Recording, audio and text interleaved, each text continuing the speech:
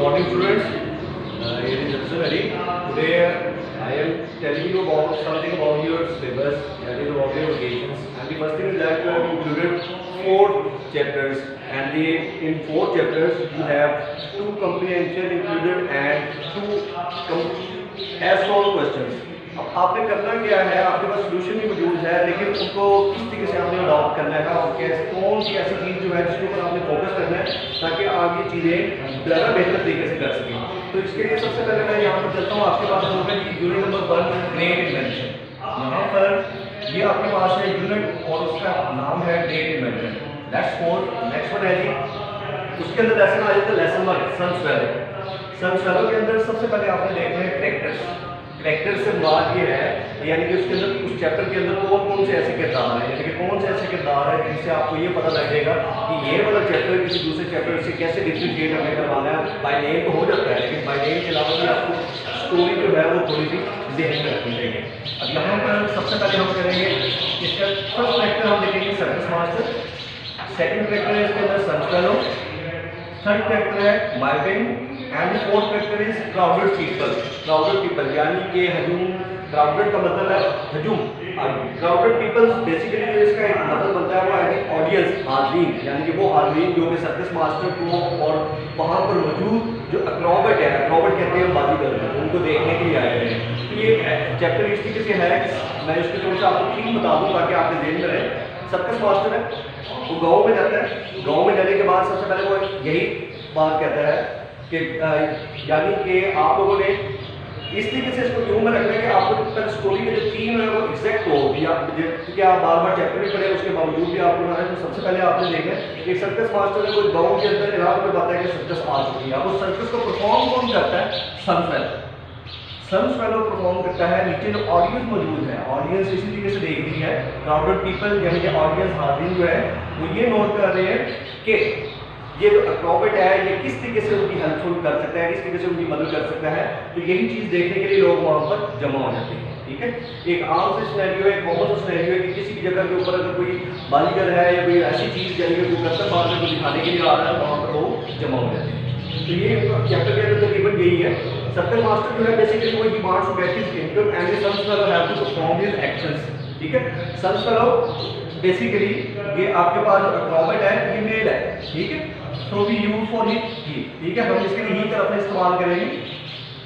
Next आपके पास माइपिंग का relation क्या है? माइपिंग is also joined with son swallow. ठीक है, both are the same cousins, ये दोनों एक दूसरे के कजन हैं।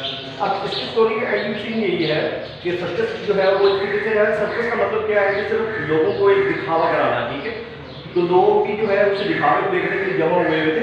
अब इसमें से करना क्या है ये तो आपको थोड़ा सा थीम पता चल गया कि आपने इसके अंदर देखिए सर्कस मास्टर है, सन स्वेलो है, माइपिंग है, लोगों का वहाँ पर जमा होना है। तो सब लोग जो है एक जगह के ऊपर इकट्ठे हो गए और वहाँ पर उन्होंने एक शो को ऑर्गेनाइज किया और देखा। नेक्स्ट हम चलते हैं, अब आपने इसमें से करना क्या है। इसके अंदर सबसे पहले आपके पास जो सोल्यूशन दिया गया है, सोल्यूशन के अंदर सबसे पहले आपके पास वर्ड मीनिंग है। वर्ड मीनिंग के बाद आपके पास यानी कि उसके अंदर जो सेंटेंसेस है उसको याद करें। नेक्स्ट बच्चों आपने करना है क्वेश्चंस आपने याद करने हैं, क्वेश्चंस के यानी कि आंसर्स, लेकिन उसके लिए जरूरी है कि सबसे पहले आपने क्वेश्चन को अंडरस्टैंड करना है कि वो क्वेश्चन कैसे है। ठीक है, उसके लिए सबसे पहले आपने पेज नंबर 6, ये पेज नंबर 6 है बुक का, जो आपके पास प्रोग्रेसिव इंग्लिश की ऑप्शन की बुक है उसका पेज नंबर 6 है। यहाँ पर आपने रीडिंग फॉर अंडरस्टैंडिंग ऊपर लिखा होगा। ठीक है, तो रीडिंग फॉर अंडरस्टैंडिंग से आपने क्वेश्चंस को पढ़ना है और आंसर आपके पास सॉल्यूशंस के ऊपर जो आपको दिया गया है स्कूल की तरफ से वहाँ पर मौजूद है। ये आपके पास फर्स्ट चैप्टर जो है इस तरीके से आपने कंप्लीट कर लेना है। ठीक है, नेक्स्ट चैप्टर की तरफ बढ़ते हैं, यूनिट नंबर 1 की ग्रेट इन्वेंशन की तरफ। अब इसका यहाँ पर लिखा हुआ है द फ्लाइट ऑफ डेंडल्स एंड आइगर्स। ठीक है, फ्लाइट का मतलब होता है उड़ान। ठीक है, फ्लाइट का मतलब है उड़ान, यानी कि एक पहली बात यह है कि इसकी लिटरेचर के अंदर जो थोड़े से टॉपिक्स हैं वो फैक्ट्स के ऊपर नहीं है, हकीकत के ऊपर नहीं है। ठीक है, एक उड़ान बताई गई है, एक सिनेरियो बताया गया है, इस तरीके से है कि एक स्टोरी मेकिंग है। ठीक है, अब इसके अंदर से एक कंप्रीहेंशन है। कंप्रीहेंशन के अंदर आपके पास एमसीक्यूज भी आ सकते हैं आपके पास पेपर के अंदर। तो इसका तरीका यह है कि आपने चैप्टर को थॉरली पढ़ना है। आपने वो जो लेसन आपके पास यूनिट दिया गया है उसको थॉरली पढ़ना है। मैं आपको थोड़ा सा एक्सप्लेन कर देता हूँ उसका थीम क्या है ताकि आपके लिए बहुत ज़्यादा ईजी हो जाए।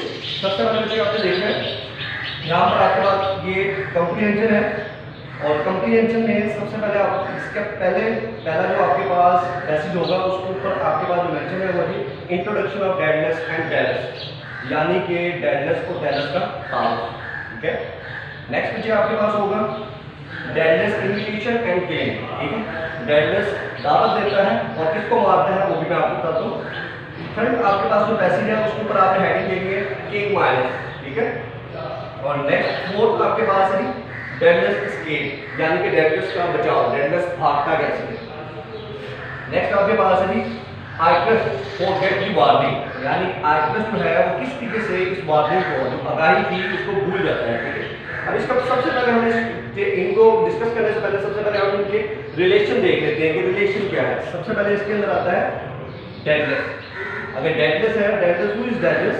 Deadness is the father, father है, रिलेशन है, मैं आपको रिलेशनशिप बता रहा हूँ। डेडनेस बेसिकली कौन है? Daedalus is the father and then Icarus is his son. Icarus कौन है? डेडनेस का बेटा। ये आपके पास इसी तरीके से एरोमेट आपने मार्क कर लेने हैं चैप्टर के ऊपर ताकि आपको थ्रू आउट जो है इसको याद करने में आसानी है। डेडनेस जो है आपके पास फादर है और डेडनेस का बेटा कौन है? आइक्लस। अब टेरेस कौन है? टेरेस का ताल्लुक क्या है? टेरेस जो है वो डेडनेस का नेफ्यू, यानी कि तीजा जिसको हम कहते हैं। ठीक है, तो यहाँ पर इस तरीके से आपने पहले ये रिलेशन देख लेना क्या चीज़ है। अभी मैं आपको इसकी स्टोरी बता देता हूँ। सबसे पहले था introduction of deadness and terrace. Deadness कौन है? इन्वेंटर। डेडनेस कौन है? इन्वेंटर है। इन्वेंटर कहते हैं इजाद करने वाला। इन्वेंटर कहते हैं इजाद करने वाले को। अब यहाँ पर इजाद करने वाले को कहते हैं। और टेरेस जो है, terrace has same case, terrace का भी सेम सिनेरियो है। टेरेस भी जो है वो इन्वेंटर है। अब ये दोनों एक दूसरे का मध्य मुकाबले हैं, यानी कि एक दूसरे को अपने आप को कंपैरिजन करवाते हैं। होता ये है डेडनेस जो है, Daedalus become jealous of Talos. Jealous जो है वो डेडनेस जो है जो टेरेस जो है उससे यानी कि बहुत ज़्यादा जेलस होना शुरू हो जाता है। Daedalus became jealous of Talos. Okay, अब यहाँ पर डेडनेस इन्विटेशन किसको देता है? टेरेस को। इन्विटेशन देने के बाद उसका जो है किलिंग सिनेरियो बना देता है। ठीक है, उसका एक किलिंग सिनेरियो बनाता है। इस तरीके से है तो उसको एक एथेंस, ग्रीस की जो जगह का नाम है एथेंस, ग्रीस की एक जगह का नाम है, वहाँ पर एथेंस पूरा जो है टेम्पल है उसके ऊपर बुलाता है, उसको विजिट करवाता है, वहाँ से उसको धक्का दे देता है। तो ये तो उसकी एक थोड़ी सी सिनेरियो है कि जहाँ तक जो स्टोरी है वो टेरेस कहाँ तक पहुँचता है और कैसे मार देता है। तो ये उसको मैंने बता दिया आपको। नेक्स्ट आपके पास आता है किंग माइनस। किंग माइनस क्या करता है? किंग माइनस अंडरग्राउंड एक काम देता है आपको। मैं आम कॉमन मंडी में समझा रहा हूँ। किंग माइनस जो है एक आम मंडी में जो है उसको यानी कि ये हम कहेंगे कि एक अंडरग्राउंड ब्रिज कंस्ट्रक्ट करने के लिए कहता है किसको? डेडनेस को। कौन कहता है? किंग माइनस डेडनेस को एक अंडरग्राउंड जो है वो ब्रिज कंस्ट्रक्ट करने के लिए कहता है। और जब वो ब्रिज कंस्ट्रक्ट कर लेता है तो किंग माइनस उसको जाने नहीं देता, because he only knows how to build this bridge, because Daedalus knows how only to construct, यानी कि जो कंस्ट्रक्शन की थी, जो कंस्ट्रक्शन का सिनेरियो था वो सिर्फ Daedalus जानता था, because he is inventor। ठीक है, अब Daedalus escape, Daedalus को पता था कि ये किंग ने तो मुझे इस तरीके से जाने नहीं देना, लिहाजा वो वहाँ से escape हो गया, भाग गया। ठीक है, अब भागा जिस तरीके से उसने, वो किस तरीके से भागा, उसने एक it's not a possible story but आपके फैक्ट्स पे नहीं जाना, आपने जो स्टोरी आपके बुक के मुताबिक है उसके ऊपर लेना है। अब इस तरीके से हुआ कि सबसे पहले उसने विंग्स बनाए, विंग्स यानी कि पर बनाए। कुछ दो पर अपने साथ लगाए, दो पर अपने बेटे आइकस के साथ लगा दिए। अब दो पर उसने अपने साथ लगाए, दो पर आइकस के साथ लगा दिए। आइकस जो है और अपने बेटे को उसने हदायत कर दी कि अगर आप सूरज के करीब जाते हो तो ये पर मैंने वैक्स के साथ लगाए हुए हैं। अगर आप सूरज के करीब जाते हो तो ये पर जो है, ये विंग्स जो है मैंने वैक्स के साथ जोड़े हुए हैं। अगर आप ज़्यादा सूरज के करीब जाओगे, ज़्यादा ऊपर उड़ोगे तो आप नीचे गिर जाओगे। ठीक है, तो वही हुआ। आइकस फॉरगेट दी वार्निंग, ये आपके पास लास्ट पैसेज बनेगा, चैप्टर का लास्ट पैसेज बनेगा। वहां पर आप देखेंगे कि आइकस जो है हदायत को भूल जाता है और वो जो आपके पास एक लफ्ज़ यूज होगा सोर, SOAR, सोर। सोर का मतलब है उड़ना, फ्लाई। ठीक है, ये आपके पास इस तरीके से है, यानी कि उसने जो उड़ान भरी उस उड़ान के नतीजे में वो बाकी सब चीज़ें भूल गया, जिसके नतीजे में क्या हुआ जी, उसने वो जो फादर की बात नहीं थी उसको भी भूल गया और आइकस जो है वो एक समंदर में गिर गया। ठीक है, जिसकी वजह से उसकी डेथ हो जाती है। तो ये तो चैप्टर का स्टैंडियो था और कंप्रीहेंशन में से आपने ये करना है बच्चे जितना भी चैप्टर उसको थोरोली पढ़ लेना है। जो जो आपके पास लाइंस आ रही है, कोई इंपॉर्टेंट प्लेसेस आ रही है, उसको अंडरलाइन करना है। अंडरलाइन करने के बाद आपने स्टोरी को पहले नंबर पे जेन में रखते हुए कि टेक्लस कौन था, एक्ट्रेस कौन था, टेरेस कौन था, उसको जेन में रखते हुए आपने स्टोरी को याद कर लेना है, ठीक है। और इसके अलावा इसके क्वेश्चन आंसर आपने नहीं करने, ठीक है। इसको आपने थोरोली पढ़ना है, क्योंकि इसके बीच में से एमसीक्यूज भी आपको आ सकते हैं, कंप्रीहेंशन भी आ सकते हैं, ठीक है। ये जेन में रखना है। Now we come to the next chapter. ये आपके पास है यूनिट नंबर 2 हॉर्सेस, ठीक है। Unit number 2 horses. अब लेसन 2 इसका सबसे पहले मैं डिस्क्राइब कर दूं। लेसन 2 क्या चीज है? लेसन 2 में से आपने सबसे पहले करने हैं क्वेश्चन आंसर्स, वर्ड मीनिंग और सेंटेंस। तो उसका सॉल्यूशन सबसे पहले आपके पास है, सॉल्यूशन आपके पास है और वही का आपने फॉलो अप करना है। अब नेक्स्ट पहला आ जाता है कैरेक्टर्स, ठीक है। कैरेक्टर से पहले लेसन का नाम रख देता हूं, द वंडरफुल हॉर्स बाय सादी। शेख सादी नाम सुना होगा आपने शायद उर्दू में, शेख सादी की कहानी है, ठीक है। शेख सादी कौन था? सादी अ पर्शियन पोएट, पर्शियन वैसे फारसी में भी कहते हैं, ईरानी को भी कहते हैं, ठीक है।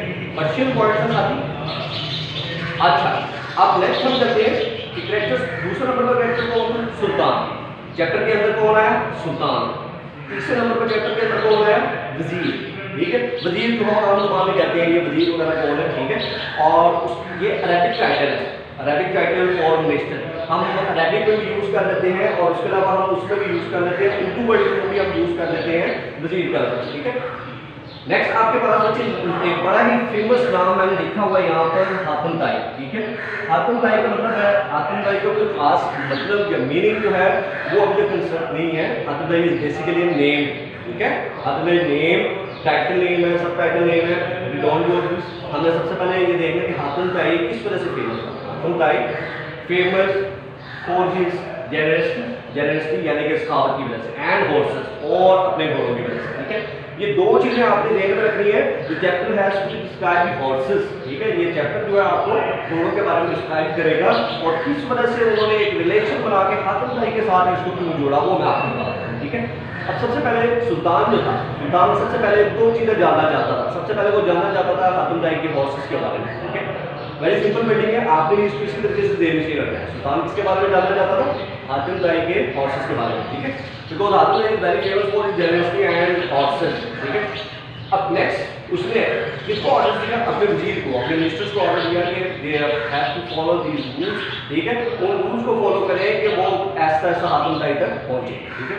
उन्होंने वो रिफॉर्म्स की, वो इस्लाहात की कि हमने किस तरीके से हातिम ताई तक पहुंचना है। लिहाजा हातिम ताई तक उन्होंने पहुंचने के लिए जो जो सोर्सेज बनाए, वो सोर्सेज जो है वहाँ तक वो एक किस्म के पहुंच गए। अब हातिम ताई की वहाँ पर क्या मिसाल आएगी? हातिम ताई जब वो हातिम ताई के पास पहुंचे, हातिम ताई के पास सिर्फ एक घोड़ा बचा, बहुत ही खूबसूरत घोड़ा था। अब उन्होंने क्या किया जी? उन्होंने वजीर जो सुल्तान के जो वजीर थे, जो गेस्ट थे, उनको वेलकम किया। वेलकम करने के बाद फिर उनको खाना पेश किया, खाना वगैरह दिया, यानी कि गुड मील अच्छे तरीके से उनको सर्व किया।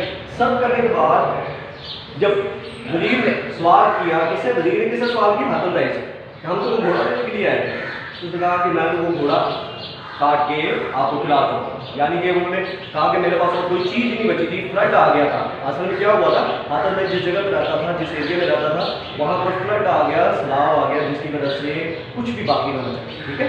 जिसकी वजह से और सिर्फ एक उसके पास खाने पीने के लिए घोड़ा बचा था, जो उसकी सखावत ये थी कि उसने अपने खूबसूरत घोड़े को उनकी मेहमान नवाजी के लिए कुर्बान कर दिया, ठीक है।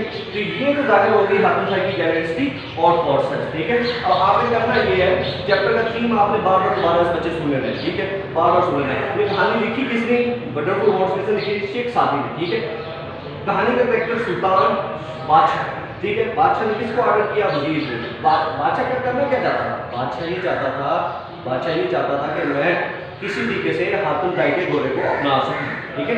और इसकी सखावत के बारे में पता लग सके कि वाकई वो सखी है भी सही कि नहीं, ठीक है, ये जानना चाहता था। तो लिहाजा उसने अपने वजीर को भेजा, अपने वजीरों को भेजा। वजीरों को भेजने के बाद फिर उसने वजीर को भेजने के बाद फिर आखिरकार हातिम ताई तक पहुंचे। और हातिम ताई की स्टोरी ये थी कि due to the cause of flood, flood कहते हैं बच्चे सैलाब को, due to the cause of flood there is nothing behind, ठीक है, वहां पे कुछ भी बाकी ना बचा। So that's why he used to serve them with delicious food for kind horse, यानी कि अपना जो सबसे जो अपना जो मेहरबान घोड़ा था उसको उसने कुर्बान कर दिया, क्यों? उनको सर्व करने, ठीक है। तो बच्चे सबसे पहले आपने ये चीजें जो हॉर्सेस आपके पास है, हॉर्सेस का लेसन नंबर 2, अब इसमें से करना है क्या? इस चैप्टर में से क्वेश्चन आपने करने हैं बच्चे, ठीक है। वर्ड मीनिंग सेंटेंसेस आपके पास सॉल्यूशन दिया गया, question number page number 36, page number 36 आपके पास है, ये आपके पास वो जो बुक का पेज बता रहा हूँ आपको, ठीक है।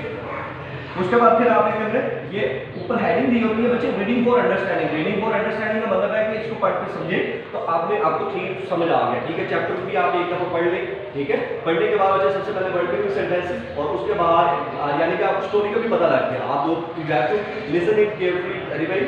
सो जब आप 2 से 3 दफा इसको ध्यान से सुनेंगे आपको स्टोरी का भी पता लग जाएगा and you have easily questions, ठीक है। अब क्वेश्चन आपके पास जो है बुक के पेज नंबर 36, आपने कोई और भी क्वेश्चन वहाँ पर स्टेटमेंट्स लिखी होती हैं, आपने वो भी स्टेटमेंट जो है उनको नहीं देखना, आपने सबसे पहले स्टेटमेंट्स को भी देखना। आपने पेज नंबर 36 पे जाना है, पेज नंबर 36 पे जो क्वेश्चन है, क्वेश्चन के बाद आपने उनके आंसर तैयार करने हैं, ठीक है। Come to the next unit number 2 horses, ठीक है।